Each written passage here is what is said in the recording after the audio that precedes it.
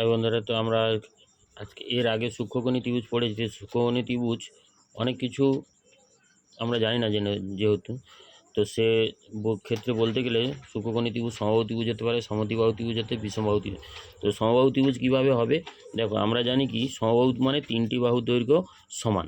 তো তিনটি বাহুর দৈর্ঘ্য যদি সমান হয়, তো আমরা জেনে রাখবে তিনটি বাহুর দৈর্ঘ্য হলে তিনটি কোণের মানও সমান হবে, অর্থাৎ 60 ডিগ্রি, অর্থাৎ দুটো 60 ডিগ্রি, তিনটেই 60 ডিগ্রি, তাহলে এটা একটা সূক্ষ্মকোণ।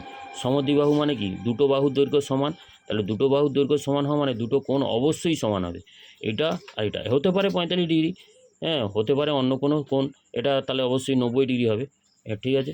আর বিষমবাহু মানে অবশ্যই এই দুটো কোণ হচ্ছে, ধরো সূক্ষ্মকোণ লিখলাম, ধরো 15, এটা আরও ছোট, ধরো 25, তাহলে এটা হচ্ছে স্থূলকোণ, মানে 90 ডিগ্রির চেয়ে বেশি হবে, ঠিক আছে। বোঝা গেল এই তিনটে জিনিস সূক্ষ্মকোণী ত্রিভুজের, ও এই তিনটে হতে পারে চান্স।